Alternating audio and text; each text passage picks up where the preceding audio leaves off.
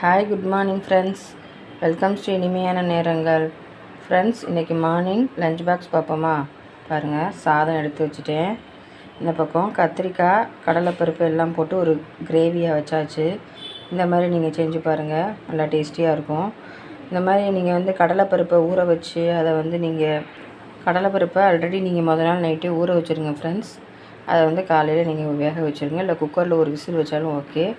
அதோட கத்திரிக்காய், வெங்காயம், தக்காளி இதுக்கு ஒரு 3 தக்காளி போடுங்க, நல்லா டேஸ்ட்டு கொடுக்கும். கொடுத்து நீங்கள் இதை அப்படியே எல்லாத்தையுமே தக்காளி வெங்காயத்தை வதக்கிட்டு இந்த கத்திரிக்காயும் இந்த கடலைப்பருப்பையும் போட்டு கொஞ்சோண்டு மிளகாப்பொடி போட்டுக்கோங்க. கொஞ்சோண்டு சிக்கன் 65 பொடி இருந்தால் போடுங்க, நல்லா டேஸ்ட்டு கொடுக்கும் ஃப்ரெண்ட்ஸ். அதோட உப்பையும் போட்டு நல்லா நம்ம கிரேவி மாதிரி செஞ்சிடலாம்.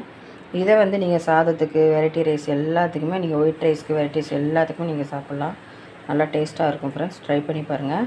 இதுக்கு இன்றைக்கி குழம்பு என்ன பண்ணியிருக்கேன்னா ஃப்ரெண்ட்ஸ், சாம்பார், நம்மளோட முள்ளங்கி சாம்பார்.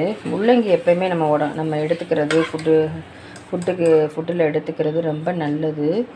இது கொஞ்சம் நம்ம ஸ்டோன் ப்ராப்ளம்லாம் இருந்துச்சுன்னா இது அப்படியே கரைச்சிரும். முள்ளங்கி, வாழைத்தண்டு இந்த மாதிரி நீங்கள் சாப்பிடுங்க. வீக்லி 2 சாப்பிடுங்க, நல்லாயிருக்கும். வாழைத்தண்டு கூட்டு, முள்ளங்கி கூட்டு ஜூஸாக குடிக்கிறத விட ஜூஸாக குடித்தா சில பேருக்கு பிடிக்காது. ஸோ நீங்கள் இந்த மாதிரி குழம்போ ஒரு கூட்டோ இந்த மாதிரி நீங்கள் வச்சு சாப்பிடுங்க ஃப்ரெண்ட்ஸ், செமையாக இருக்கும். ஓகே ஃப்ரெண்ட்ஸ், சப்போர்ட் கொடுத்துட்டே இருங்க. நெக்ஸ்ட் வீடியோவில் பார்ப்போம். Bye friends.